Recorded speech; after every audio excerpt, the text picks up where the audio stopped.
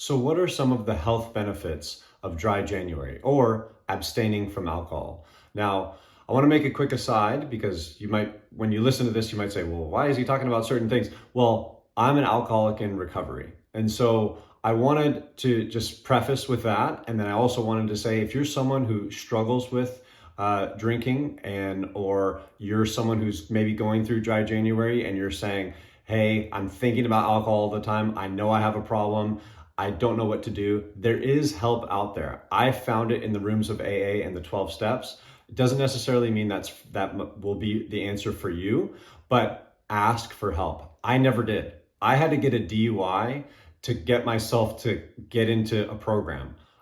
Your bottom, if you're looking for rock bottom, for me, that was the bottom because it forced me into these things. I didn't have a choice, but it opened this huge doorway for me in this amazing life that I live now with this great community and a way of living. I didn't know that there was a way to live sober. So if you're struggling with that, or if you're going through dry January and you're able to do it, but you're struggling, it's really tough, you can't wait till February. If you want help, it's out there, but you have to ask for it. Your bottom is wherever you want to stop digging. So if you're done digging, if you don't want to have to hit rock bottom or wherever it is that you feel that you need to get to, you want to stop now, ask for help. That's all I'm going to say. And if you want help, ask me. I can lead you in the right direction. I'm here for you. Just wanted to say that. I want to talk about dry January, the health benefits of it. I also wanted to put a link into a podcast with Tom Holland. Tom Holland is the new Spider-Man guy, or he's been making the movies. And he has a podcast with Rich Roll where he talks about how dry January was the catalyst for him to stop drinking. And I'm not saying that you need to stop drinking or that being sober is the answer to all your problems. That's not what I'm saying. It's just a good story to tell about how someone who's not in a program, he doesn't go to AA, he's not like me, but he noticed through doing dry January that he got all these health benefits, and he also was thinking about it a lot. He was thinking about drinking, and so he kept challenging himself another month, and then now he has this life where he's like, I don't want to go back to that. So I think dry January is great for a lot of people just to get some health benefits that we're going to talk about. But if it leads you into living a sober life, you're going to keep these health benefits for the rest of your life.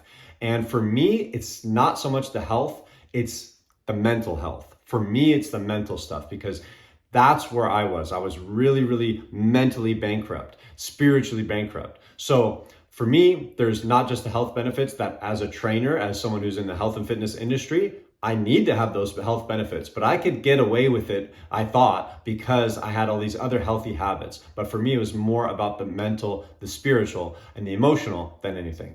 But let's get into those benefits. So for me, I'm just going to talk about some of the things that affect me, and I'm going to talk about some of the physiology. But when you stop, you're going to end up with better quality of sleep. You might have a harder time going to sleep if your ritual was you had a glass of whiskey or two or a couple glasses of wine, because it does slow things down for you. If you use that initially, it's going to be tough, but the quality when you do sleep, it will be better because alcohol disrupts those cycles of your sleep. It also dehydrates you. So for me, I would always wake up with a dry mouth and I was like in misery because it dehydrates you. That's another benefit. You're going to have more hydration. You're going to have better hydration. So your skin is going to look better.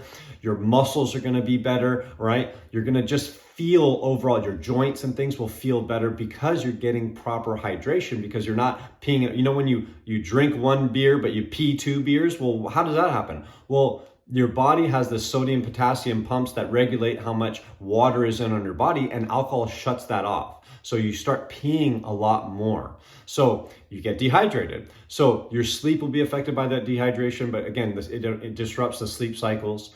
Hydration, your skin is going to get better. Your joints are going to feel better. You're going to build more muscle. Muscle is a lot of water. So your recovery is going to be better from exercise because you're getting better sleep.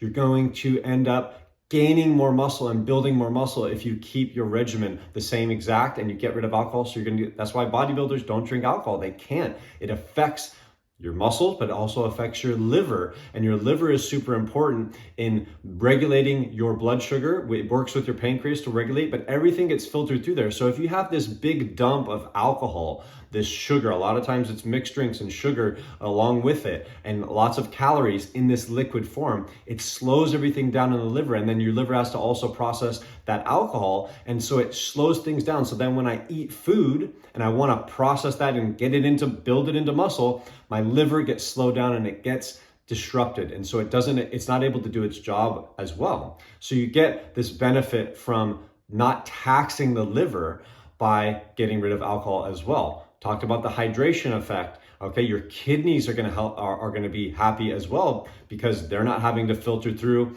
All right, they're going to be in a better balance overall with the level of hydration, the level of water and sodium and potassium and all the other electrolytes in your body. So it's, again, your organs are going to thank you. People have acid reflux because the alcohol, messes with the stomach acid, and it messes with the esophagus. And I know someone that was in the hospital because their esophagus ruptured. All right, that's what brought them into the rooms of AA. Is they didn't plan on it. They love drinking. But they had this negative thing happen to them, and that can happen on a small scale. Like I said, people can just have heartburn. Right? You might have some of those symptoms go away. The mental side of things, like I've been talking about with me, anxiety, stress. Now you might say, well, alcohol is my stress reliever. If I get rid of that, I'm going to have all this anxiety. Well, initially you might be right. And for me, that was the case. But what happens is when you drink alcohol, and especially when you use it as a stress reliever, that's why it's very dangerous to do that, what happens is yes, it dulls your senses in that moment. But when you get rid of alcohol in your system, when you have that rebound and you're sober, your level of anxiety just creeped up because you had this buffer that canceled it out. And then when you got out of it, your body's used to that. And if you don't give it to it, it raises the level of anxiety at baseline. Okay, so what happens is you're going to have to go through that period where your anxiety levels might be higher, but there's things that you can do. That's why I say, if you're struggling with this stuff, there's answers out there. There's therapy, there's AA rooms, there's so many different things. There's tools.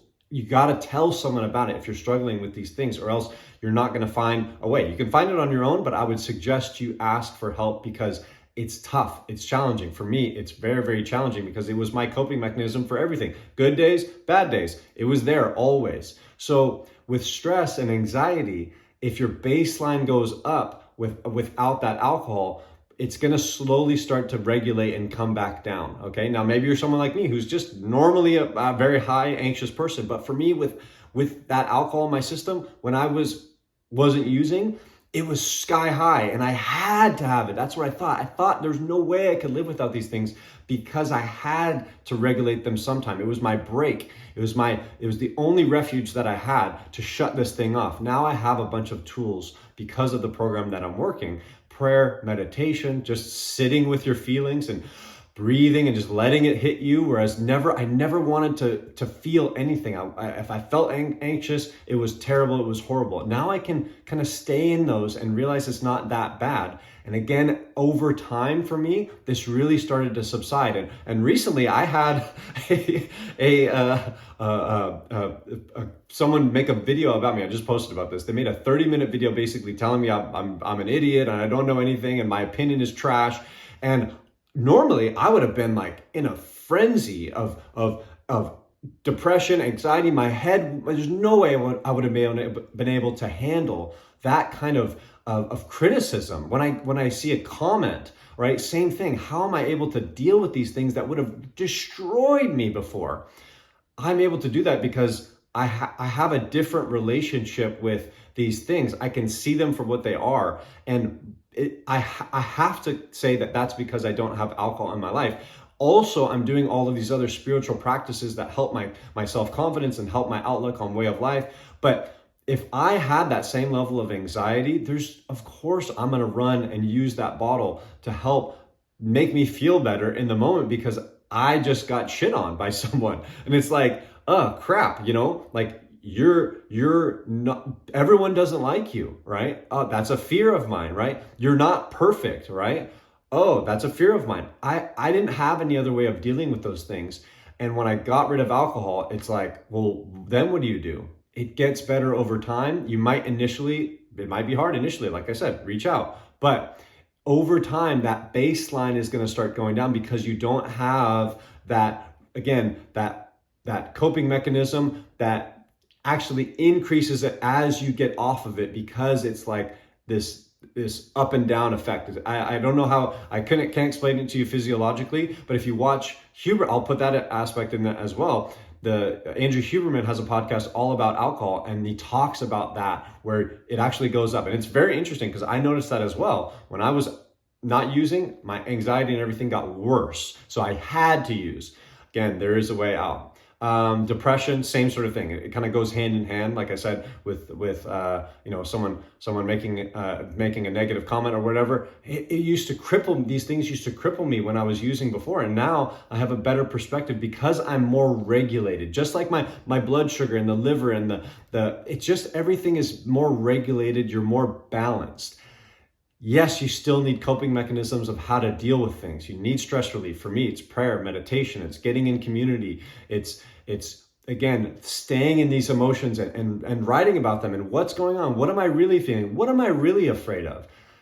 All those things are paramount for us to do, but you're going to be able to do those things if you're sober. For me, I'm able to actually do those things if I'm sober. If I'm not, if a bottle is an option, that's the only option for me. And I'm going to take that. And again, it's only going to make things worse. So for me, I know that. So I think that's pretty much it. There's probably tons of other health benefits, but I just wanted to talk about those. I'll kind of go through them. The sleep quality, again, it might not be initially as good because you might need it to fall asleep, but again, it'll get better, and the quality that you'll get will be better because hydration will be better. You won't have to wake up with that dry mouth, snoring and sleep apnea. That stuff ends up going down as well if you stop drinking. So quality of sleep, quality of your recovery because you're sleeping better, the muscle building, if you're building muscle, if you're looking to lose weight, okay, that's not it. It's empty calories, all right? That's slowing everything down in your liver. So there's tons of benefits for your physical fitness and your physique, especially when you're building muscle. That's why bodybuilders don't drink alcohol. Anxiety, stress. Again, you might not feel like it in the moment because you have that you've taken away your coping mechanism, but it gets better with time because the anxiety and everything starts to level out and starts to calm down after you get that out of your system. So I'm going to link to the Rich Roll podcast with Tom Holland, where he talks about how Dry January kind of kickstarted